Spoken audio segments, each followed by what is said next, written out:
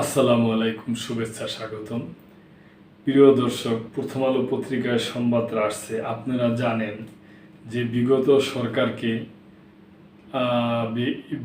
সরকার ছিল না, ওনারা 15 বছর যাবৎ বিভিন্ন নিয়ম কইরা ইলেকশন কইরা ওনারা ক্ষমতায় ছিল। ওনাদের হটানোর জন্য বড় বড় রাজনৈতিক দল যেমন বিএনপি, জামাত আর অন্যান্য যারা দল আছে তারা আন্দোলন করছে। কিন্তু কোঠা আন্দোলনের মাধ্যমে প্রধান আন্দোলনের যে নেতৃত্বকারী যারা সামনের সারিতে ছিল তারা ছিল বৈষম্য বিরোধী ছাত্ররা। এখন দুঃখের ব্যাপার যে এই ছাত্ররা কিছু ছাত্ররা চাঁদাবাজির সাথে যুক্ত হয়ে গেছে। ওনারা ওই বিগত সরকারের বিভিন্ন এমপি এবং নেতাদের থেকে ওনারা চাঁদা নিতেছে। রিয়াদ নামে একটা ছেলে আরো 2-3 জন অলরেডি পুলিশের হাতে ধরা পড়ছে এবং রিয়াদের বাসায় কোটি কোটি টাকার চেক পাওয়া গেছে। এটা খুবই দুঃখজনক একটা ঘটনা। প্রিয় দর্শক, এই সমস্ত তরুণ ছেলেপেলেরা ওনারা এত কষ্ট গুল্লির সম্মুখে ওনারা এই আন্দোলন করছে, আন্দোলন করিয়া বিগত সরকারকে হটাইছে। এখন যদি ওনারা এই পন্থায় হয়, আমি কলম দর্শক সবাইকে বলতাছি না, যারাই গুটি কয়েক যারাই আছে তারা যদি এই দিকে যায় তাহলে তো এটা খুবই পরিতাপের এবং দুঃখের একটা ব্যাপার। আমাদের পক্ষ থেকে অনুরোধ থাকবে যে আপনারা এই দিকে যায় না। আপনাদের প্রতি অনেকের ভরসা আছে আপনারা আরো অনেক দূর সামনে আগায় যাবেন, কিন্তু এই পথে আপনারা যেন না। এবং এই দলের যে নেতারা আছে, হাইকমান্ড যারা আছে, আশা করব ওনারাও এই ব্যাপারে যথাযথ উপযুক্ত পদক্ষেপ নিবে। তো প্রথম আলো পত্রিকায় এই সংবাদটা আসছে, বৈষম্য বিরোধী নেতার চাঁদাবাজি, 2.25 কোটি টাকার চেক নেন সাবেক এমপির কাছ থেকে। দুঃখজনক। সাবেক সংসদ সদস্য শাম্মী আহমেদের বাসায় গিয়ে চাঁদা নেওয়ার ঘটনায় গ্রেপ্তার বৈষম্য বিরোধী ছাত্র আন্দোলনের সাবেক নেতা আব্দুর রাজ্জাক বিন সুলাইমান ওরফে রিয়াদের নাখালপাড়ার বাসা থেকে 2,25,00,000 টাকার 4টি চেক উদ্ধার করেছে ঢাকা মহানগর গোয়েন্দা পুলিশ।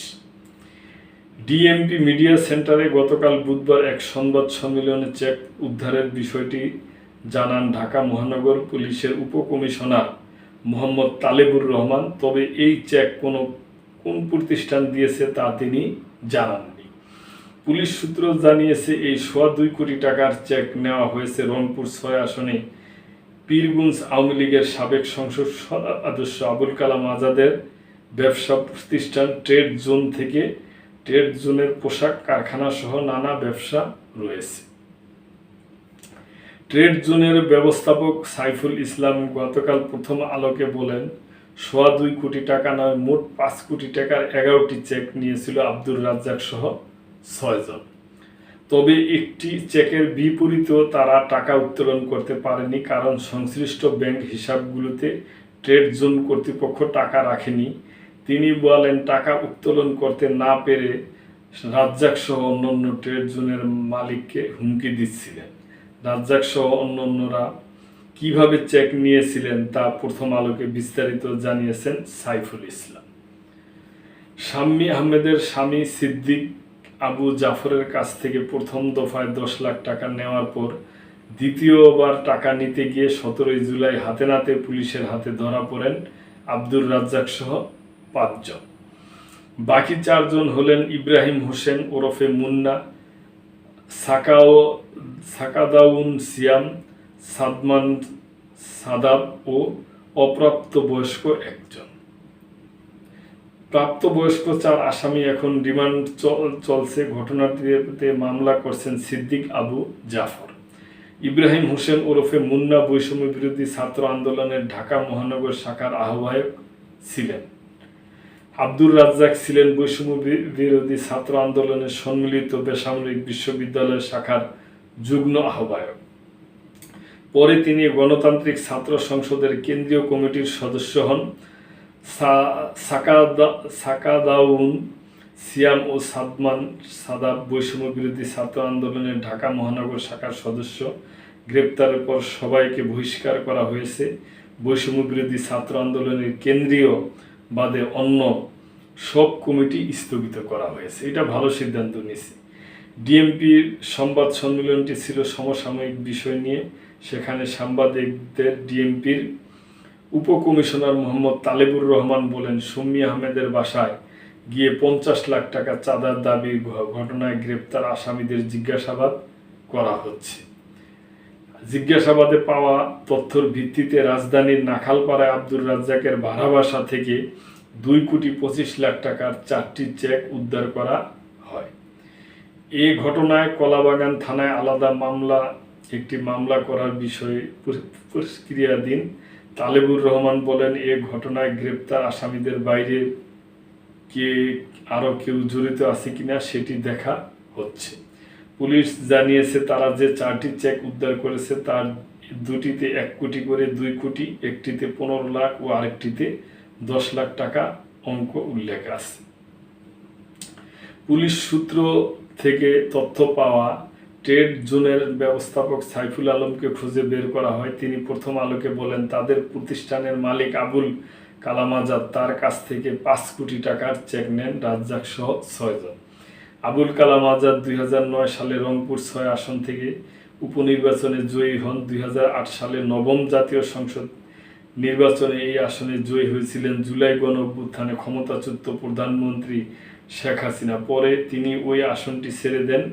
সেখানে আওয়ামী লীগ থেকে আবুল কালাম আজাদকে মনোনয়ন দেওয়া হয়।